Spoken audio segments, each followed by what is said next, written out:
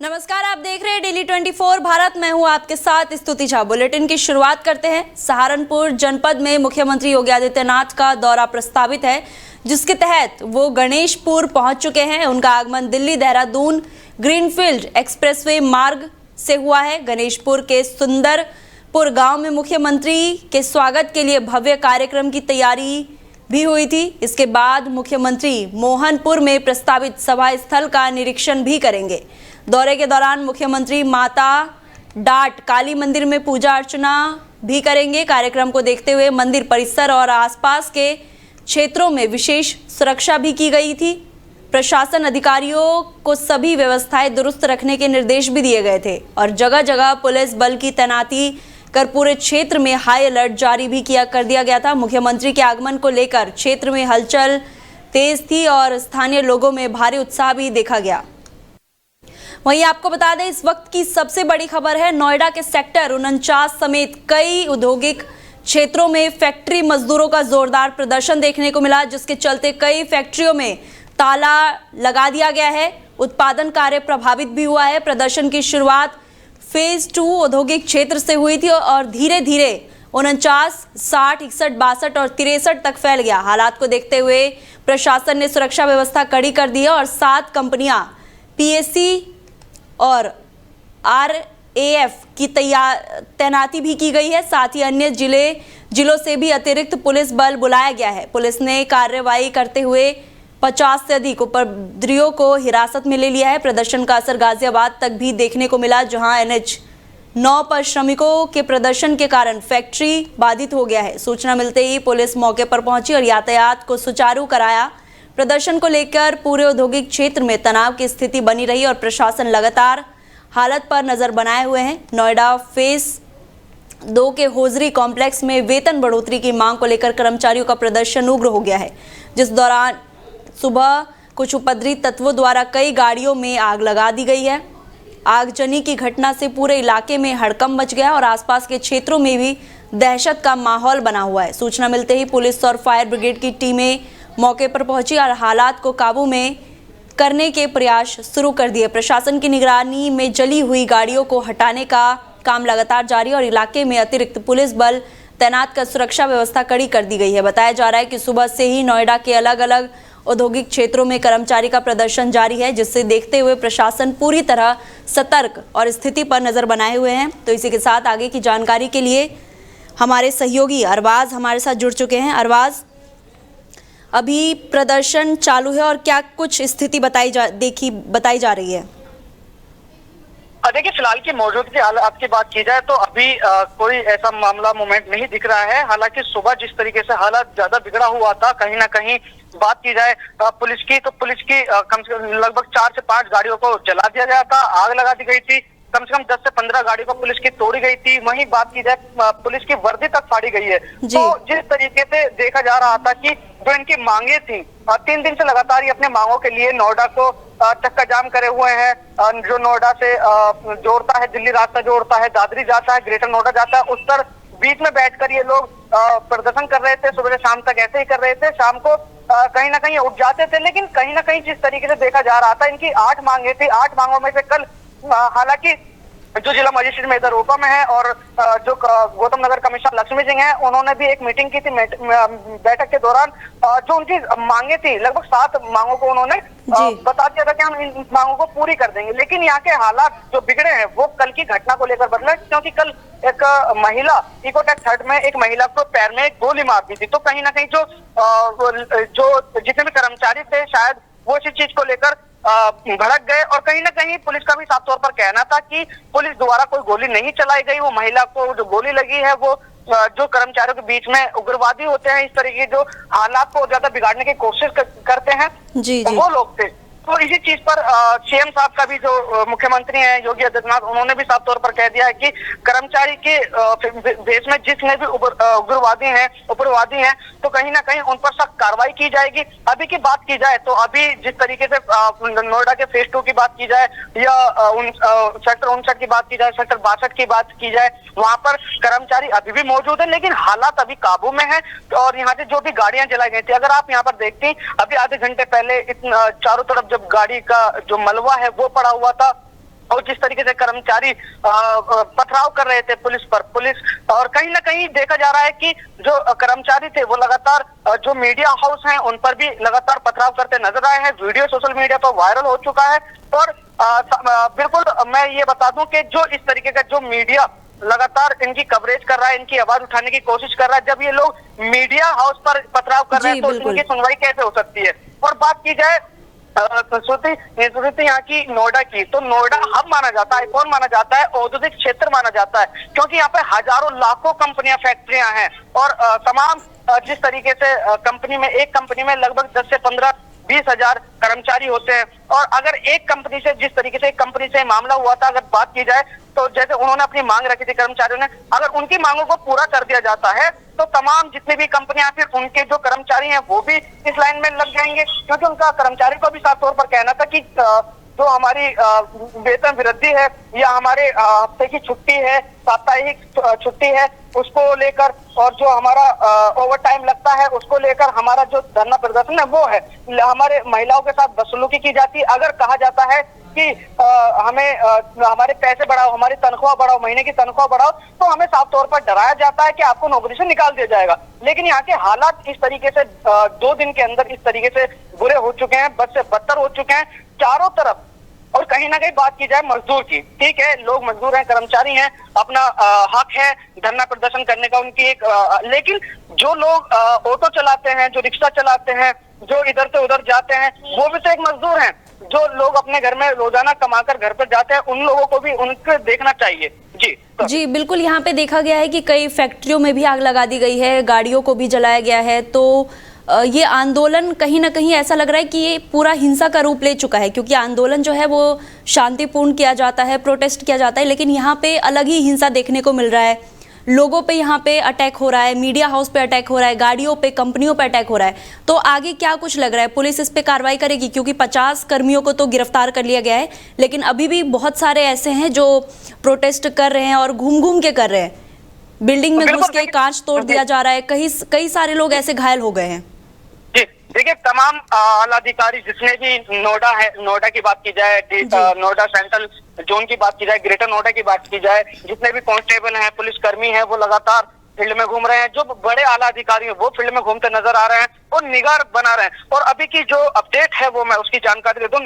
जिस तरीके से नोएडा में जारी विवाद है और जो बीच की प्रिंसिपल सेक्रेटरी लेबर तनिमुगा सुंदरम कुछ देर में मुख्यमंत्री के निर्देश के बाद नोएडा के लिए निकल रही है।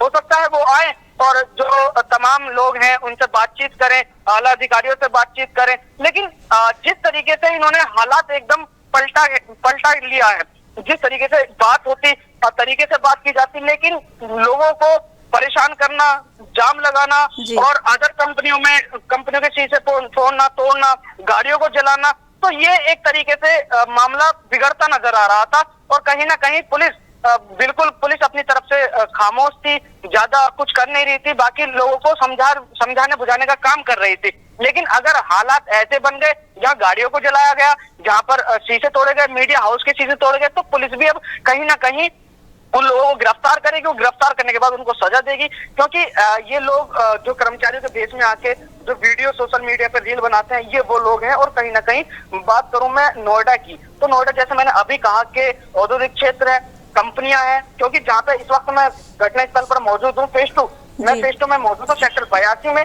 तो कहीं ना कहीं यहाँ पर जो यहाँ किराया था, यहाँ का जो किराया है, चारों तरफ आप वीडियो में भी देख रहे होंगे कि कहीं ना कहीं आग विकराल रूप ले रही थी, गाड़ियां जलाई गई हैं, तोड़ी गई हैं। फेज 2 में ज्यादा स्थिति खराब नजर आ रही है। पुलिस पर हमला किया गया, पुलिस की वर्दी तक फाड़ी गई है।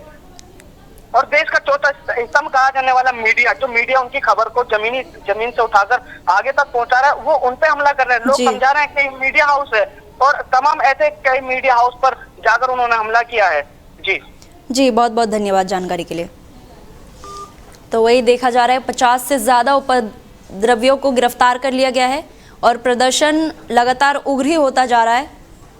वहीं कौशाम्बी में भ्रष्टाचार के खिलाफ सख्त कार्रवाई करते हुए पुलिस अधीक्षक सत्यनारायण ने बड़ी कार्रवाई की है।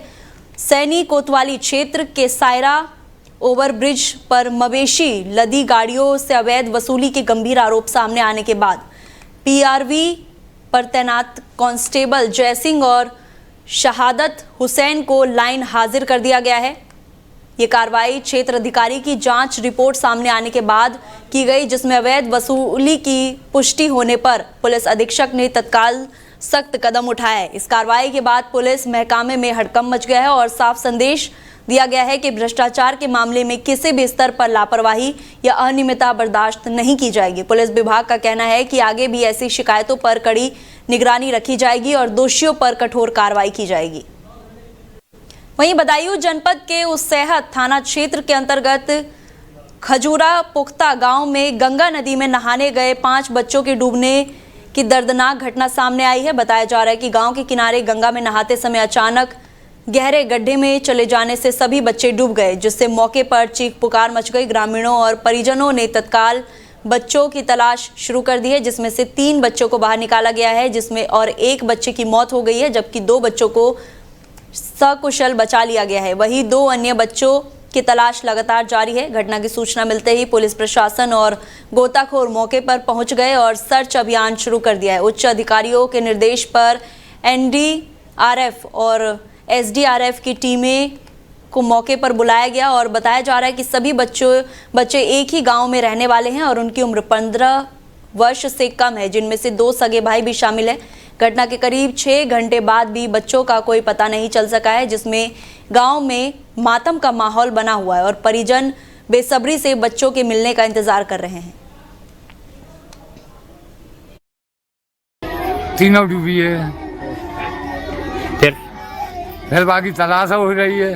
पूरी टीम है, सब टीम है। एक बच्चा तलाश में मिल गया है। एक मिल गया। क्या नाम है उसका? अखिलेश। कितनी उम्र होगी उसकी? 9-10 की 8-9-10 की बजे। अच्छा, बाकी जो 2 बच्चे नहीं मिले हैं उनकी कितनी उम्र होगी? ये उम्र काऊ 7 की है, काऊ 8 की है। अच्छा, उनके पिता का क्या नाम था? जमादार। और जमादार उन 2 बच्चों के संतोष के पिता का नाम है संतोष। तीनों डूबी है।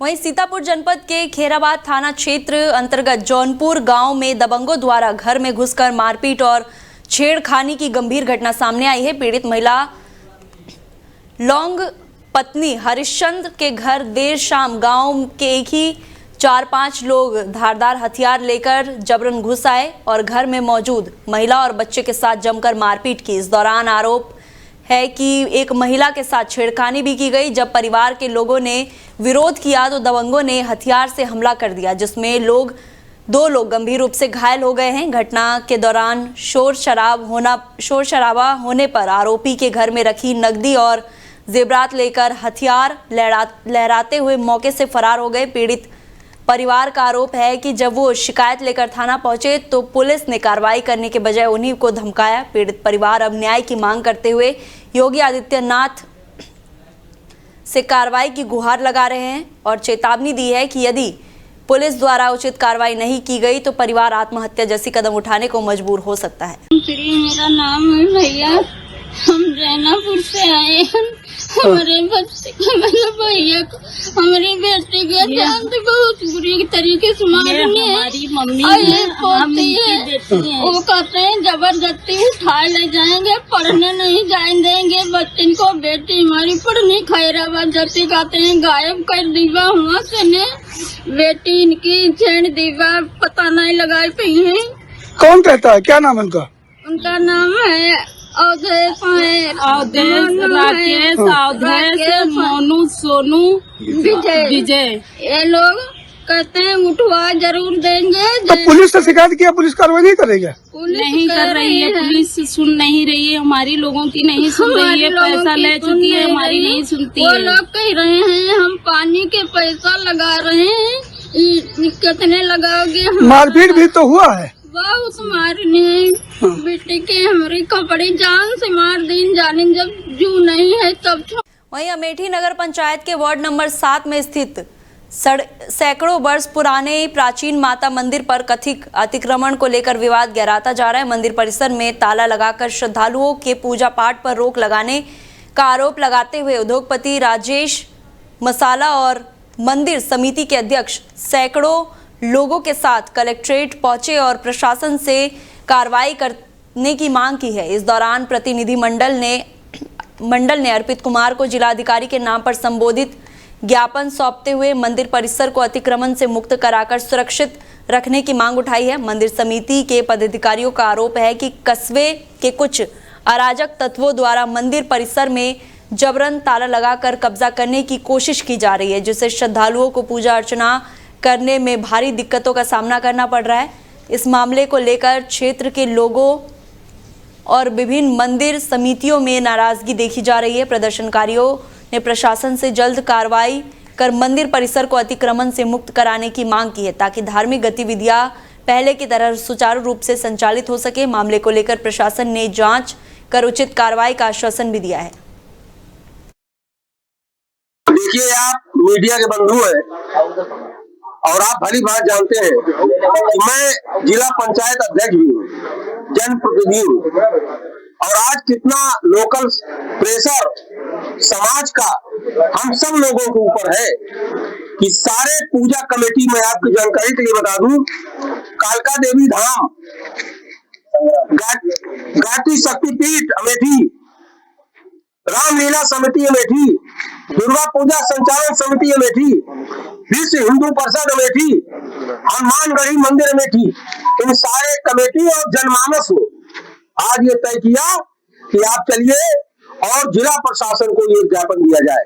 ज्ञापन देने का तात्पर्य ये है, आशा ये है कि 1000 साल से ज्यादा का यह प्राचीन मंदिर जो पूरे क्षेत्र के आस्था का प्रतीक है, आए हैं यहाँ पर, वो काली मंदिर बहुत पुराना है और अमेठी के हर परिवार, अगर नई दुल्हन आती है तो बगैर वहाँ कोरा भरे, अगर कोई बच्चा होता है तो बगैर वहाँ कोरा भरे कोई काम पूर्ण नहीं होता। ये मंदिर एक शुद्ध मंदिर है, हम लोगों के बाबा दादा के टाइम का पहले से चला आ रहा है। हम लोग जो बच्चे थे तो अपने माता पिता की कन्या में आप लाए जाते थे यहाँ पर, इसलिए इसका तत्काल इन अराजक तत्वों को वहाँ से हटाना अत्यंत आवश्यक है। वहीं अमेठी जनपद के मुसाफिर खाना थाना क्षेत्र अंतर्गत टाउन एरिया वार्ड नंबर 3 में अज्ञात कारणों से खेत में भीषण आग लगने की घटना सामने आई है। आग इतनी तेजी से फैली कि देखते ही देखते करीब 10 बीघा गेहूं की फसल जलकर राख हो गई, जिससे किसानों को भारी नुकसान उठाना पड़ा है। स्थानीय लोगों ने तत्काल दमकल विभाग को सूचना दी, लेकिन आरोप है कि काफी देर तक फायर ब्रिगेड मौके पर नहीं पहुंच सकी, जिससे आग और ज्यादा फैल गई। आग की लपेटें तेज होने पर आसपास के ग्रामीणों ने एकजुट होकर घंटों की मशक्कत के बाद किसी तरह आग पर काबू पाया। घटना के बाद किसानों में प्रशासन के प्रति नाराजगी देखी जा रही है और नुकसान का आकलन कर मुआवजे की मांग की जा रही है। फिलहाल घटना के कारणों का पता नहीं चल सका है और प्रशासनिक स्तर पर जांच की बात कही जा रही है। वहीं मिर्जापुर में क्षत्रिय समाज की वीरता और परंपरा के प्रतीक माने जाने वाली संग्राम सिंह का जन्मदिन बड़े ही धूमधाम और उत्साह के साथ मनाया गया।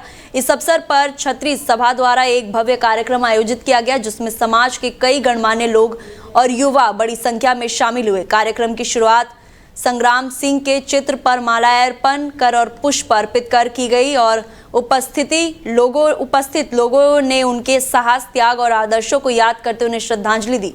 कार्यक्रम के दौरान करनी सेना के जिला अध्यक्ष दिलीप सिंह गहरवार ने कहा कि संग्राम सिंह का जीवन समाज के लिए प्रेरणा का स्रोत है और नई पीढ़ी को उनके आदर्शों से सीख लेकर आगे बढ़ना चाहिए। उन्होंने समाज की एकजुटता और सांस्कृतिक परंपराओं को मजबूत करने पर भी जोर दिया। कार्यक्रम में वक्ताओं ने कहा कि ऐसे आयोजन समाज को संगठित करने के साथ साथ युवाओं को अपने गौरवशाली इतिहास से जोड़ने का महत्वपूर्ण माध्यम बनता है। आज इस देश के आन मान सम्मान की रक्षा करने वाले हम सबके पूर्वज वीर सपूत महाराणा सांगा जी की जयंती है, जिनको संग्राम सिंह के नाम से भी जाना जाता है, जो कि मेवाड़ में जन्म लेकर के इस देश की रक्षा करते हुए शहीद हो गए थे। उन्होंने अपने जीवन काल में जितना भी युद्ध लड़ा और सभी पर विजय हासिल की। उनका एक संदेश था कि एक हाथ न रहते हुए भी, एक पैर न रहते हुए भी, एक आंख न रहते हुए भी कभी दुश्मनों से पराजय की मुंह उन्होंने नहीं देखी। ऐसे वीर सपूत महाराणा सांगा जी की हम लोग जयंती मना रहे हैं। उनसे एक हम लोग विचार ले रहे हैं कि किस तरीके से इस देश को अच्छी तरीके से सजोने में हम सबको मदद मिल सकती है। हम लोग सजोने का काम करेंगे, जहां अन्याय अत्याचार होता हो उसके खिलाफ लड़ने का काम करेंगे, क्योंकि हमारे महापुरुष, हमारे पूर्वज भगवान श्री राम भी यही संदेश देकर गए हैं कि जहां अन्याय अत्याचार होता हो उसके खिलाफ आप लोग उठ खड़े होइए, अन्याय को कभी पनपने मत दीजिए। इसी आशा और विश्वास के साथ मैं मिर्जापुर जनपद में मैं लगा हूं कि जहां अन्याय अत्याचार हो रहा हो, जहां समाज गलत रास्ते पर जा रहा हो, उसको सही रास्ते पर लाने का काम श्री राष्ट्रीय राजपूत करनी सेना करने जा रही है। जय भवानी। वहीं मिर्जापुर में हरोरा और विद्यांचल स्थित टोल प्लाजा को हटाने की मांग को लेकर भारतीय राष्ट्रीय कांग्रेस का धरना प्रदर्शन छठे दिन भी जारी रहा। इस प्रदर्शन का नेतृत्व जिला कांग्रेस कमेटी के अध्यक्ष शिव कुमार पटेल और शहर कांग्रेस कमेटी के अध्यक्ष राजन पाठक कर रहे हैं। प्रदर्शनकारी स्थानीय लोगों को टोल से मुक्त पास करने की मांग कर रहे हैं और कहा है कि मिर्जापुर के 20 किलोमीटर के दायरे में रहने वाले लोगों को टोल टैक्स से राहत दी जानी चाहिए। धरने के दौरान कांग्रेस कार्यकर्ताओं ने केंद्र और प्रदेश सरकार की नीतियों के खिलाफ नारेबाजी करते हुए आरोप लगाया है कि टोल टैक्स के नाम पर आम जनता से जबरन वसूली की जा रही है, जिससे किसान और मजदूर वर्ग सबसे ज्यादा प्रभावित हो रही है। प्रदर्शनकारियों ने कहा है कि यह आंदोलन स्थानीय लोगों के अधिकारों की रक्षा के लिए जारी रहेगा। इस धरने को समाजवादी पार्टी, आम आदमी पार्टी, बार एसोसिएशन मिर्जापुर और विभिन्न नागरिक संगठनों का भी समर्थन मिल रहा है, जिससे आंदोलन और भी मजबूत हो रही है। हम लोग आज छठा दिन है और लगातार 24 घंटे यहाँ बैठ के धरने पर बैठे हैं। हम लोगों की मांग है कि जो हरौरा में 12-13 किलोमीटर पे फर्जी टोल लगाया गया है, जो जनता के गाढ़े खून पसीने की कमाई को लूटा जा रहा है, उसको बंद किया जाए और माँ विंध्यवासिनी के धाम के पास जो ये फर्जी टोल टैक्स लगाया गया है, इसको भी बंद किया जाए, क्योंकि नगर से कम 10 किलोमीटर का सरकार का जियो है, उस जियो को फॉलो नहीं किया गया है और त्रिकोण में जो यहाँ लोग त्रिकोण करने आते हैं उसके बीच में लगा दिया गया है और इधर या उधर जाने पर उनको टोल टैक्स भरना पड़ता है। ये सरासर गलत है। यहाँ पे हमारे आदरणीय अध्यक्ष जी डॉक्टर शिव कुमार पटेल जी पिछले 6 दिनों से लगातार जनता की जो मुख्य समस्याएं हैं उस पे धरना प्रदर्शन कर रहे हैं, लेकिन प्रशासन के द्वारा अभी तक कोई ठोस न तो आश्वासन मिला है न तो कोई कार्रवाई हुई। देखिए, चूंकि एक बहुत ही कॉमन सी बात है कि किसी भी जिले में अगर उस जिले की गाड़ी है तो उसको मुक्त किया जाए, ये कॉमन लोगों का एक मतलब जो है कि जन चेतना थी, उसको हमारे कांग्रेस कमेटी के जिला अध्यक्ष जी ने उसको जन आंदोलन बनाया है और उनको मैं अच्छी तरीके जानता हूँ, बहुत ही दृढ़ इच्छा शक्ति वाले व्यक्ति हैं और वो इस मुद्दे को जनता के लोगों को राहत दिला के ही बदायूं वासियों के लिए आज का दिन बेहद ऐतिहासिक साबित हुआ, जब लंबे समय से चली आ रही बदायूं से दिल्ली के लिए सीधी ट्रेन सेवा की मांग आखिरकार पूरी हो गई। वर्ष के स्थानीय नागरिक इस सुविधा की मांग कर रहे थे, जिससे आज केंद्रीय मंत्री BL वर्मा ने हरी झंडी दिखाकर ट्रेन को रवाना करते हुए पूरा कर दिया है। इस अवसर पर क्षेत्र के जनप्रतिनिधि, अधिकारी और बड़ी संख्या में स्थानीय लोग मौजूद रहे और ट्रेन सेवा शुरू होने पर खुशी जाहिर की। नई रेल सेवा शुरू होने से अब बदायूं दिल्ली यात्रा पहले की तुलना में अधिक आसान और तेज सुविधाजनक हो जाएगी। निश्चित रूप से जनपद बदायूं के निवासियों के लिए हर्ष का विषय है कि एक नई ट्रेन प्रारंभ हुई यहाँ से, और अत्यंत हर्ष का विषय ये है कि ये ट्रेन दिल्ली तक जाए। बदायूं वालों के लिए दिल्ली की यात्रा जो है वो सुविधाजनक हो जाएगी। विशेष रूप से जो व्यापारी वर्ग है उसे दिल्ली तक की यात्रा में अपने सामान के लाने ले जाने में उसको सुविधा मिलेगी।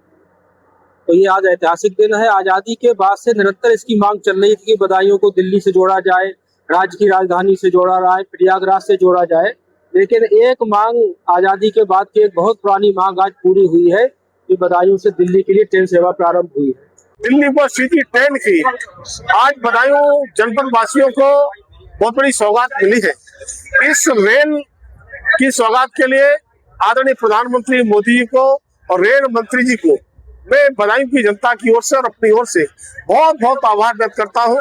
और ये देश की आजादी के बाद जो वास्तव में बदायूं की जनता जो ट्रेन की सीधी बदायूं से दिल्ली की मांग करती थी, चली आ रही थी, न जाने 5-5 बार लोग सांसद रहे सरकारों में, 2-2 बार सांसद रहे यूपीए की सरकार में, लेकिन ईमानदारी से सार्थक प्रयास उन्होंने नहीं किया। नहीं तो जनता को ये सौगात पहले मिल चुकी होती। लेकिन मैं आज सौभाग्यशाली हूँ, ये ट्रेन का शुभारंभ मुझे करने को मिला है और बदायूं से जिस तरह से ट्रेन का शुभारंभ किया है, हरी झंडी दिखाई है, और बदायूं कि हमारे भाजपा के विधायक, हमारे एमएलसी, हमारे पदाधिकारी, हमारे जिला पंचायत के अध्यक्ष आज साथ भी चल रहे हैं। और जिस तरह से हजूम हमने देखा है बदायूं प्लेटफार्म पर, तो वो बदायूं जनपद वासियों के चेहरे पर जो खुशी झलक रही थी, उस खुशी का हिस्सा मैं भी बना हूँ। नमस्कार दोस्तों, आपका स्वागत है। और आपको बताना चाहूंगा कि बदायूं से आप दिल्ली के लिए ट्रेन यात्रा शुरू की गई। माननीय गृह मंत्री वर्मा जी ने आज ट्रेन को हरी झंडी दिखाकर दिल्ली के लिए रवाना किया है। और मैं जानना चाहूंगा कि यात्री जब जुड़े हुए हैं और मैं इन लोगों से पूछूंगा इस बदायूं से दिल्ली के लिए शुभ ट्रेन यात्रा स्टार्ट हुई है, इससे जो है कि कैसा अनुभव कर रहे हैं और ये क्या है, क्या नाम है?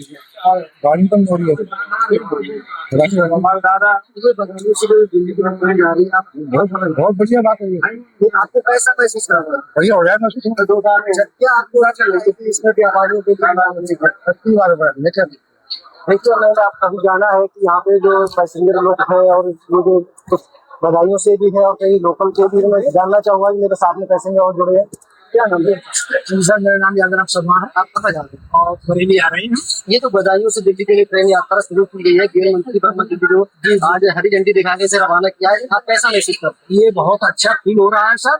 और इसमें हमारे जो यात्रीगण हैं उनका समय भी बचत होगा और अपने जगह पे जहाँ पहुँचना चाहेंगे वो कम समय में पहुँच जाएंगे और कोई असुविधा नहीं होगी। जाना है जहाँ पर लोग कहते हैं कि रोडवेज का किराया अधिक है, ट्रेन का किराया कम है, उससे मध्यम वर्ग के लोगों को भी लाभ मिलेगा। और मेरे साथ में और भी पैसेंजर जुड़े हुए हैं। मैं जानना चाहूंगा कि आप कहाँ जा रहे हैं? ये जो बदायूं से दिल्ली के लिए ट्रेन यात्रा शुरू की है, आपको कैसा महसूस कर रहे हैं? हमें तो बहुत अच्छा हुआ है। यात्रा स्टार्ट हुई है, सबको कैसा लग रहा है कि आप किस तरीके का फील कर रहे हैं? अच्छा फील। आप देखते हैं कि हमारे साथ में कई लोग यात्रीगण बात की है और यात्रीगणों का कहना है कि बहुत अच्छा महसूस हो रहा है। और जो गरीब कैटेगरी के लोग हैं उनके लिए जो है कि बहुत ही सुगम और सक्षम यात्रा है। डेली 24 न्यूज देखते रहिए। कैमरामैन प्रशांत राठौर के साथ मुनिंदर शर्मा की खास रिपोर्ट। नमस्कार दोस्तों। फिलहाल बुलेटिन में इतना ही। आप देखते रहिए डेली 24 भारत। नमस्कार।